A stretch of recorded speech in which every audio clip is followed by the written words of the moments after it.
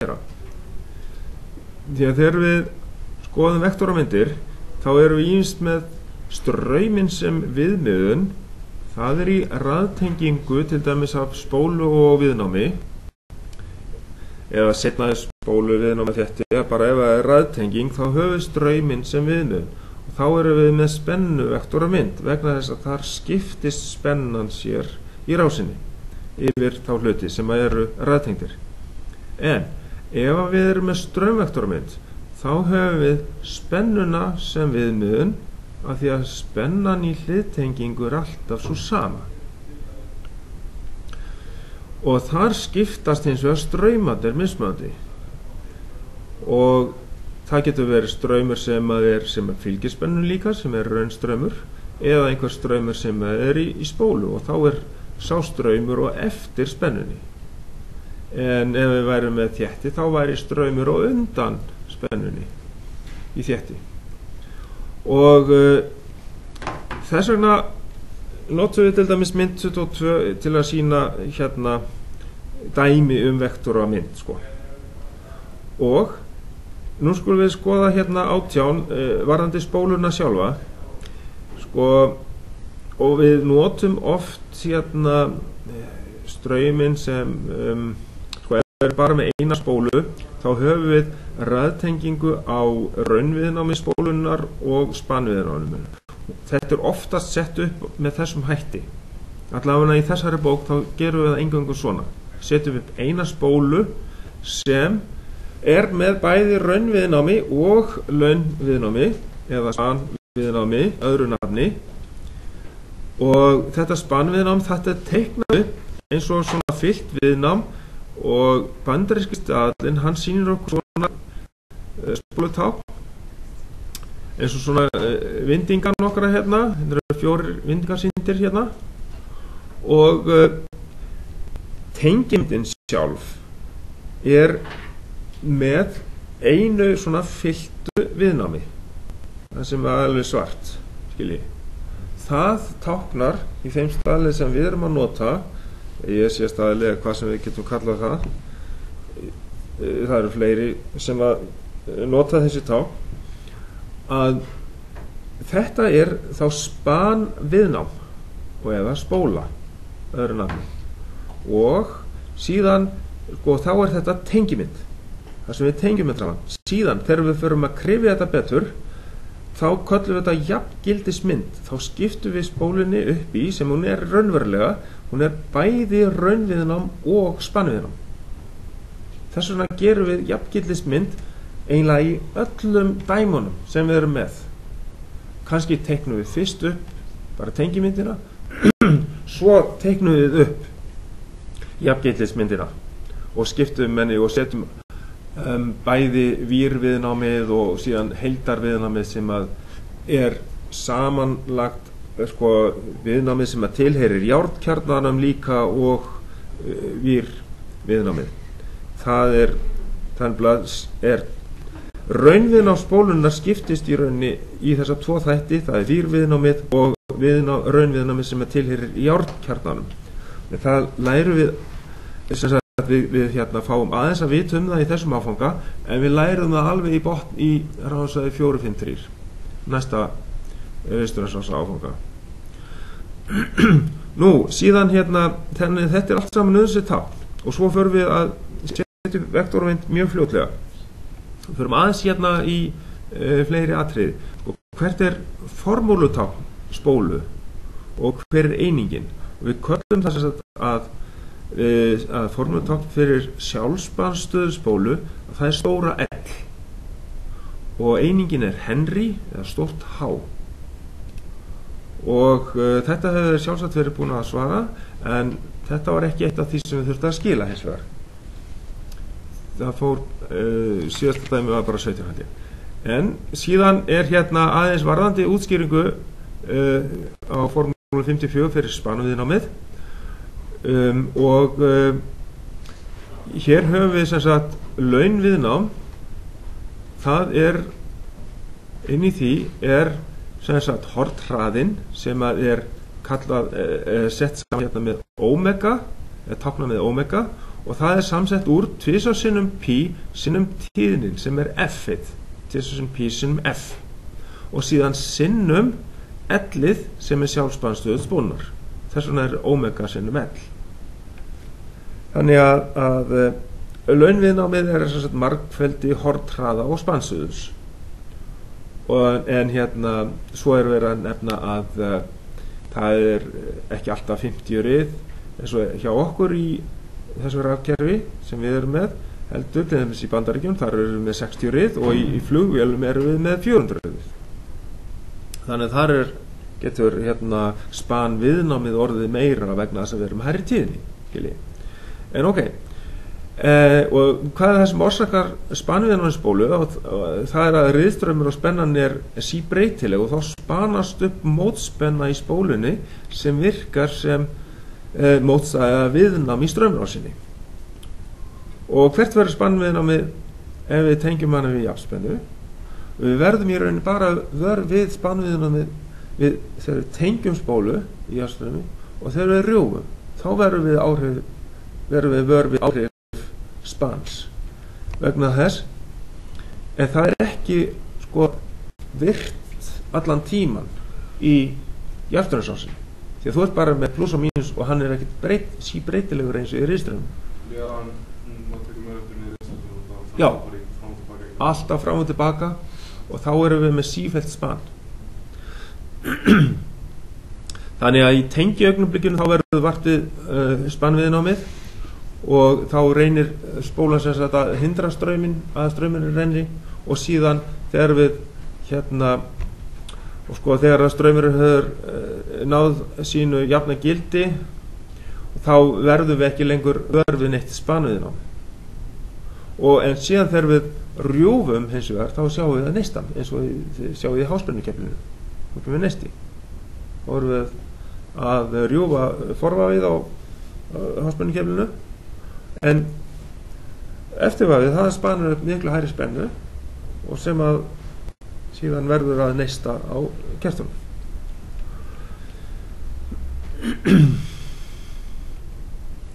Og svo hefur sjálfspanstöðullinn, hann hefur ekki síður áhrif á spanviðnámið heldur en tíðnin, af því að kjarni getur ýmist verið loftkjarni eða járnkjarni, og járnkjarnin hefur miklu meiri seguleiðni heldur en loft. Og við sjáum það μ0, þá verður að tala loftkjarna. μ0 fyrir loft, en μ fyrir járn, það miklu stærri eining og þess vegna verður l stærra. Og í einni æfingunni, það svona laus járnkjarni og það að rúlla í gegn núna í æfingunum, að þá erum við fyrst með spóluna út úr járnkjarnanum og þá sjáum við að það miklu meiri straumur í henni, og það vegna þess að þá erum við með loftkjarna og þá þetta mjög lítil tala og sjálfspanstöðullinn mjög lág tala líka, og þess vegna mjög lítið spanviðnámið, XL-ið þess vegna mjög lítið, og sýndarviðnámið setan þar alveg mjög lítil, og þess vegna straumurinn mikill í gegnum spóluna. Hann var nánast 2 ampere, tæplega 2 ampere. Svo þegar við setjum spóluna í kjarnan og lokum kjarnanum, þá verður straumurinn bara niður í nokkur milliampere, dettur alveg niður, og það vegna þess að þetta seguleiðinin, hún eykst svo rosalega mikið, þetta verður miklu hærri tala, og þá verður sjálfspanstöðullinn mun stærri og XL-ið verður rosalega stórt, setaninn verður svakalega stór og það verður mikið viðnám í spólunni og straumurinn þess vegna lítill. Og þetta sem sagt skilgreining á þessu formúlu. Já, þá var hún bara að ná hitanum sem sagt eftir að þið voruð með hana lausa. Já. Þegar að mesti straumi fór í gegnum hana, þá fór ég að hita henni, þið funduð ekki hitan, hann fór ekki komin í gegn. Þið tókuð ekki eftir á. Þannig að eftir því sem að tíminn líður, þá verðum við meira vör við hitan. Já, og þá skulum við líta á hvernig við setjum upp dæmi, eins og dæmi 25. þá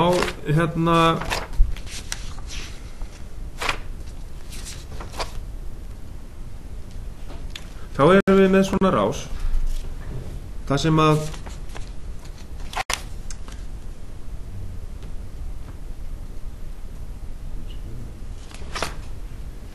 við höfum riðspennugjafa 50 rið og við höfum straumrás og við teiknum upp jafngildismynd af spólunni. Þannig að það er að gera að teikna alltaf upp myndirnar við hvert dæmi, fyrir hvert dæmi. Það sem við eigum að gera í þessu dæmi hérna að það er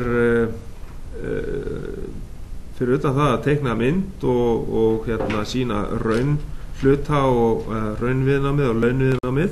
Sem sagt raunviðnámið það er efri hlutin hérna og launviðnámið það er þessi skyggði eða svarti kassi hérna fyrir neðan og síðan áttu að merkja inn á alla gefna stærðir og teikna straummæli og spennumæli í rásina og spennumæli sem sýnir spennugjafaspennuna og síðan hefur að teikna viðnámsvektormynd í kvarða og mæla og reikna sýndarviðnámið. Sem sagt, viðnámið, það er sagt hérna RL-vír og við göngum út frá því þó að það sé ekki alveg allt viðnámið í spólunum, ekki nema að þetta sé ekki mikið af járni í kjarnanum en við vitum það ekki en það gefi hérna vírviðnámið og X-ellið er 9 ohm. Þannig við setjum þetta upp hérna og við höfum þessi tvö atriði. 9 ohm er spanviðnámið. Það teiknum við hérna sem að er rauninni 90 gráður frá raunhlutanum. Raunhluti spólun er alltaf teiknaði hérna láréttur en 90 gráður frá því er X-ellið teiknað hérna. Og það er R-ellið 3 ohm, það getum haft hérna 3 cm til hliðar og síðan 9 cm hérna upp og síðan leggjum við þetta saman með samleggingu, gerum hjálparlínu hérna út frá X-ell og hjálparlínu upp hérna frá R-ellinu og teiknum síðan vektor setunar. Og við getum þess vegna mælt bara með reglustiku hvað setan er löng og borið það sama síðan við það sem við getum reiknað út og við reiknum þetta síðan út frá við getum nota Pythagoras til þess að reikna út setuna og borið það sama við það sem við mælum með reglustiku. Þetta erum við með hérna og þá reiknum við út strauminn út frá setunni. Hvernig reiknum við út í rásæði 100 ef við vorum með heildarviðnám? Við gerðum það alveg eins nema að hvað stóð hérna fyrir neðan? Auðdeilt með R. Þar vorum við bara með raunviðnám. En hérna erum við að læra eitthvað nýtt. Þetta er sýndarviðnám vegna þess að hér er komið fasvik. Þannig að hluti að þessu er raunviðnám og annar hluti launviðnám. Þannig að setan er lengsta hliðin sem sagt eða lengsti vektorinn í vektormyndinni. Og við reiknum út frá setunni hámarksstrauminn eða bara strauminn í rásinni. Það er hérna 40, það er spennugjafarspennan, deilt með setunni og síðan eigum við að finna hérna í D þá að teikna spennuvektormynd í kvarða og hafa strauminn sem viðmiðun og þá er í sjálfu sér hægt að nota það er þetta að reikna út hvað spennan er hvað launspennan er há eða UXL eins og við köllum það stundum og hins vegar hvað UR er stórt og þá gerum við þetta svona að teiknum vektormyndina þannig að við höfum raunhlutan hérna lárétt og strauminn sem viðmiðun hérna áfram. URL reiknum við hérna út frá straumnum sem við reiknum út áðan sinnum 3 ohm sem að var raunhlutin af viðnáminu. Og hérna þá fáum við URL sem sagt raunhluta spennunar.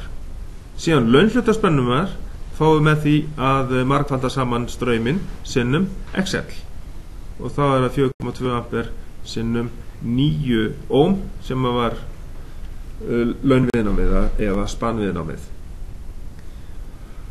Og þá fáum við UXL og síðan teiknum við hjálparlínu hérna til hægri út og hjálparlínu hérna upp og við endum þá með heildarspennuna sem 40 volt. Þetta allt saman passa og á lokum þá við reikna spanstöðuspólunar L.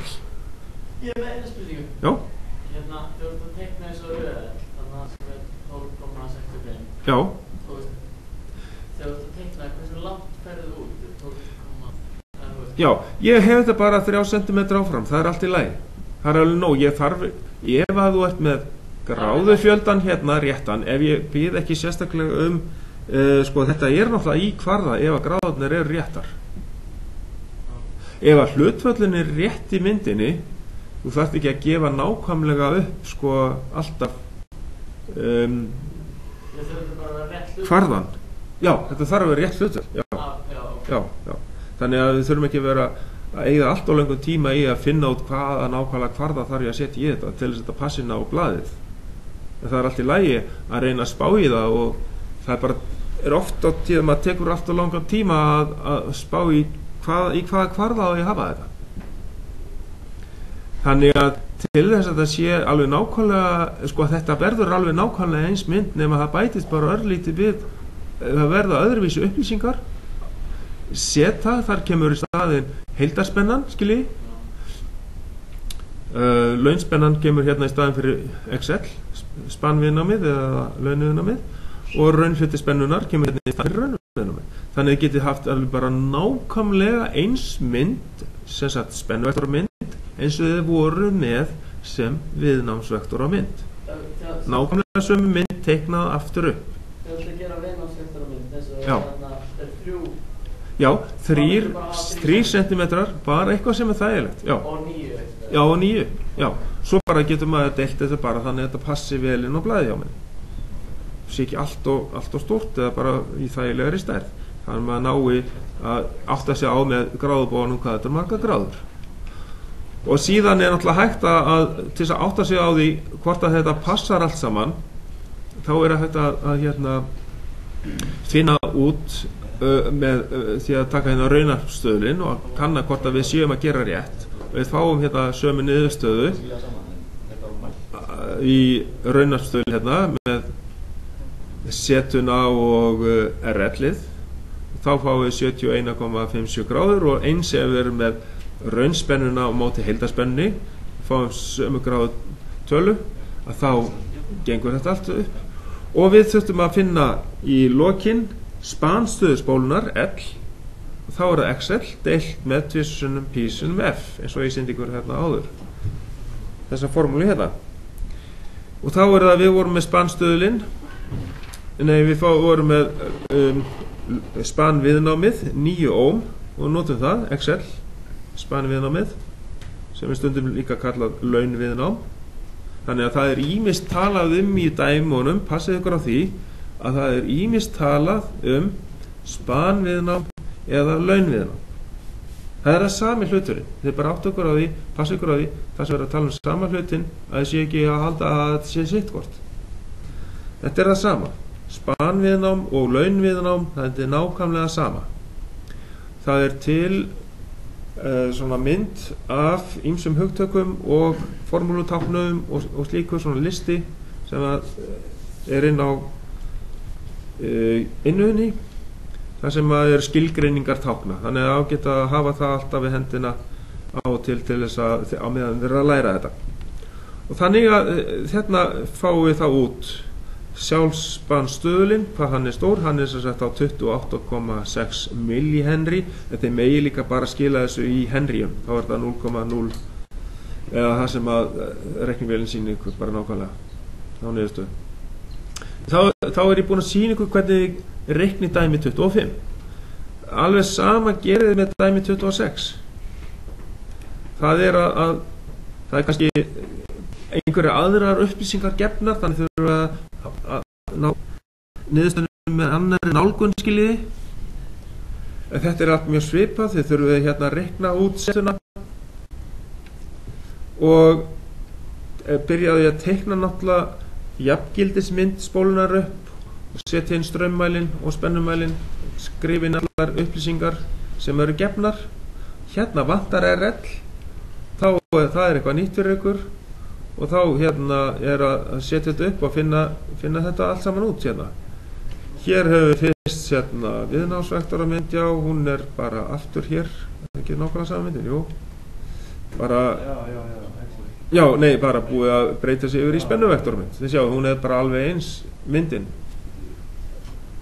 Það er bara hérna nema að þetta er orðið að spennuvektormynd og þá er hérna straumurinn hafður sem viðmiðin. Þannig að þetta er alveg það sama, sko. Það er ekkert meira hér. Ljómandi, þá ætla ég að hætta að taka upp og þá ætla ég bara að aðstofa ykkur, hvern og einn.